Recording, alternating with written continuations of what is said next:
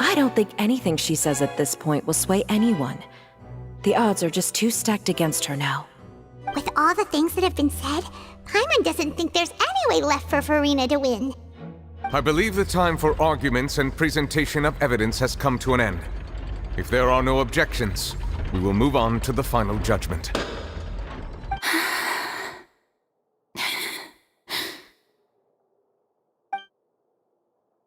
I don't think anything she says at this point will sway anyone. She's too stacked against her now.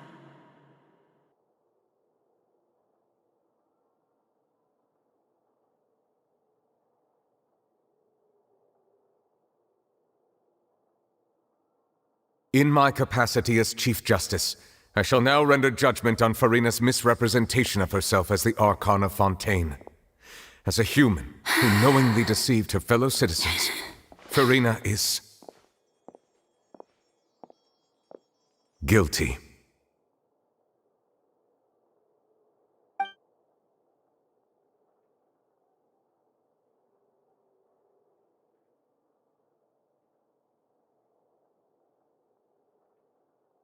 We shall now turn to the Oratrice Mécanique d'Analyse Cardinale to render the final verdict on the charges.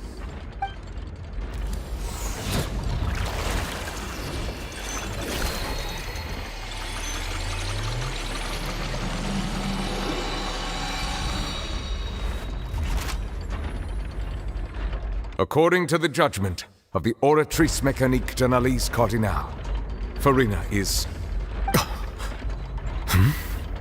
Well, what's wrong? What's the Oratrice's verdict? No, the Oratrice also displays a guilty verdict. Isn't that correct then? However, the exact wording of the verdict is thus: the Hydro Archon, guilty, to be punished via the death sentence.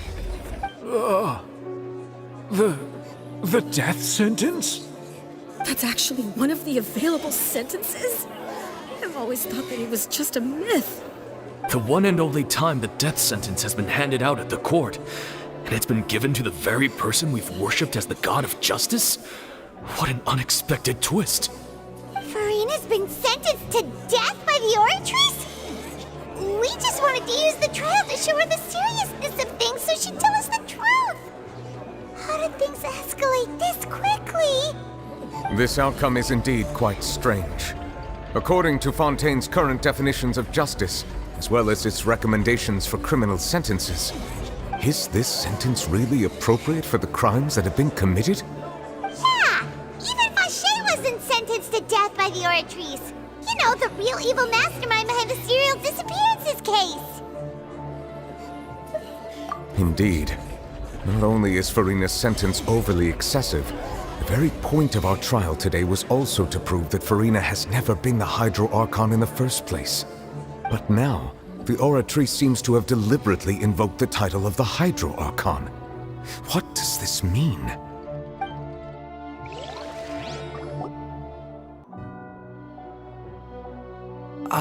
Excuse me, if I may interrupt. Is the trial still going? Fremine! You finally made it. I assume this means you've completed your mission? Mm-hmm. Any mission Father assigns to me will always be top priority.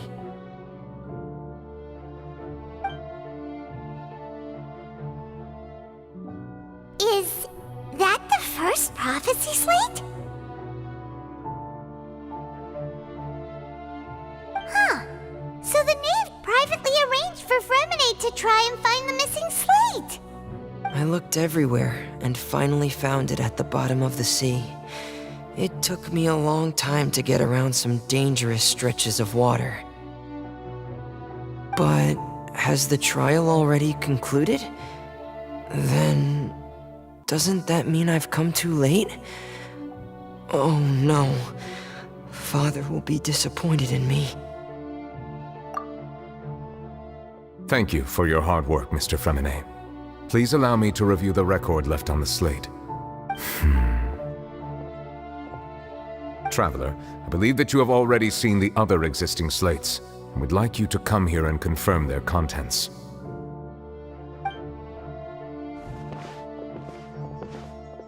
Huh? So what do you see? What is it?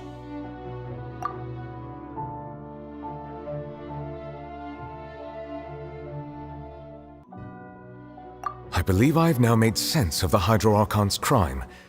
It has to do with Fontaine's lost history. Huh?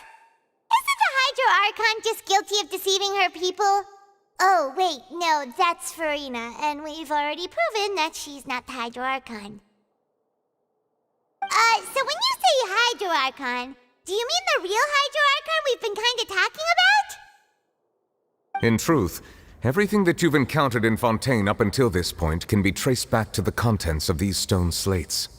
However, I'm uncertain as to how much sense they currently make to you.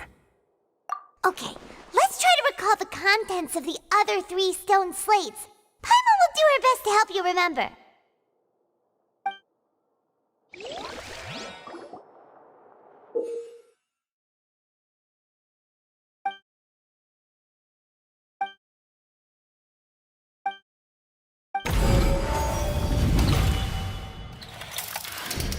The first stone slate describes what you just said. It seems to show the previous Hydro Archon using her divine power, and then the Oceanids turn into humans. Does that mean that Fontainians are transformed Oceanids? Oh, Paimon wasn't expecting that. But if Oceanids can turn into humans, then perhaps this process can be reversed as well. The second stone slate shows Celestia floating in the sky, and the Hydro Archon and her people worshipping it together. But the heavens still brought judgment down upon them. This must be the point when the Hydro Archon and the Fontainians were branded with their original sin.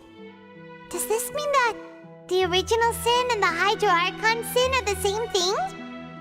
The third slate shows the Hydro Archon sinking into the sea surrounded by many people. That reminds Paimon, didn't we also watch that happen to someone else? Well, the fourth slate is the prophecy the Fontainians have been talking about. People dissolving into the sea, the Hydro Archon crying on her throne, and so on. We didn't believe that such a crazy disaster could happen at first, did we? But after that incident, it was just a question of when and not if.